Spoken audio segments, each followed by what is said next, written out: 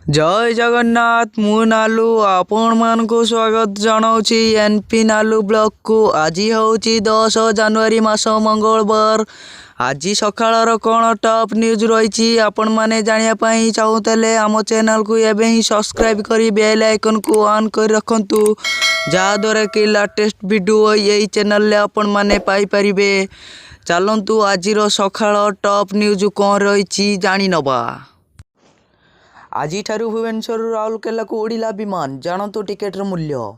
आज भुवनेश्वर राउरकेला एवं राउरकेला भुवनेश्वर को विमान उड़ान आरंभ होईछि। भुवनेश्वर विमान बंदर यह मुख्यमंत्री नवीन पट्टनायक पताका देखाई शुभारंभ करिसेंती। एथिसहित केंद्र मंत्री धर्मेंद्र प्रधान, भुवनेश्वर सांसद अपराजिता षडंगी, परिवहन मंत्री कुन साहू एवं मंत्री अशोक पंडा उपस्थित थिले बोली जणा पड़िछि। उड़ाना योजना यही विमान से लायन एयर लाइसेंस जोगाई देइछंती। आज प्रथम थर पाई भुवनेश्वर 40 जन छात्री को नहीं यही एटीआई 72 विमान राउरकेला विमान बंदर रे पहुँचबो बोली जणा पड़िछि। राउरकेला विमान बंदर मध्य उद्घाटन उत्सव अनुष्ठित हेबो बोली जणा पड़िछि। तेबे एही विमान रे मोट 72 जन यात्री जाई परिबे बोली जणा पड़िछि। आज पाई यही विमान भुवनेश्वर दिन 10:45 रे छाड़िबो। यह राउरकेला रे दिन 11:40 रे पहुँचबो बोली जणा पड़िछि। यह परे मध्याह्न 12:05 रे विमान राउरकेला रु बाहरी भुवनेश्वर विमान बंदर रे दिन 1 रे पहुँचबो। आसंता 12 तारिख यही विमान दैनिक चलाचल करिबो। प्रतिदिन प्राय 2:55 विमान भुवनेश्वर रे छाड़ी 3:50 रे राउरकेला रे पहुँचबो बोली जणा पड़िछि। सेहीपरि राउरकेला रु अपराह 4:15 रे बाहरी भुवनेश्वर रे 5:10 रे पहुँचबो। भुवनेश्वर राउरकेला टिकेटर मूल्य 2803 टंका रहिथिबा बोली जणा पड़िछि।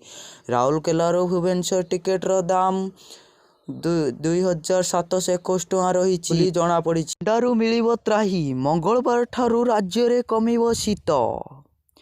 राज्य रे आज ठारू कमिबो शीत। राति तापमात्रा 3 ରୁ 4 डिग्री जाए बढ़ी जिवो। राति तापमात्रा बढ़िबा जोगु शीत कमिबो। एनै आंचलिक पाणीपाग विज्ञान केन्द्र पूर्वानुमान करी कहिसंती। सेही भली राज्य रे राति तापमात्रा क्रमश बढ़िबो बोली पाणीपाग विशेषज्ञ डा सुरेंद्रनाथ पशुपालक कहिसंती। उपकूल ओडिशा रे आसंता 3 दिन जाए राति तापमात्रा 3 ରୁ 4 डिग्री बढ़ी पारे। पर 2 दिन आउ 3 डिग्री कमिबो। फल शीत कमिबो बोली से कहिसंती। आसंता 2 दिन राज्य रे कुहुड़ी रहिबो बोली कहिसंती। कलाहांडी, गंधमाल, गंजम, पुरी, खोर्धा, कटक और जगतसिंहपुर कुहुड़ी रहिबो बोली पाणीपाग विभाग जारी रखिछंती। सूचना मुताबिक कोरापुट जिला सम्मिलनीगढ़ सोमवार भी सबुठारु ठंडा सहर पलटिछि।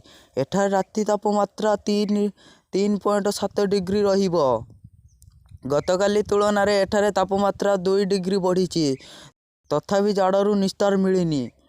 अहस्य शीत समस्त कलबल कर सारानी। राज्य में 15 स्थान तापमात्रा 10 डिग्री तले रही।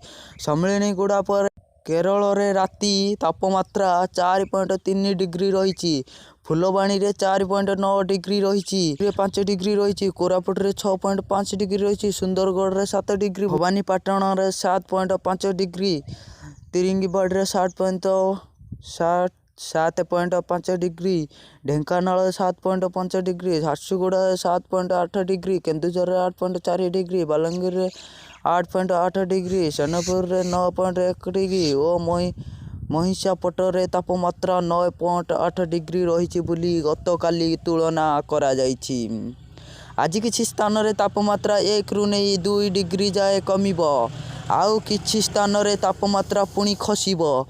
भवानीपाटन रे गतकाली सर्वनिम्न तापमात्रा 7.2 डिग्री थिला बेले सोमवार एठारे 7 डिग्री रही बोली जणा पड़िछि।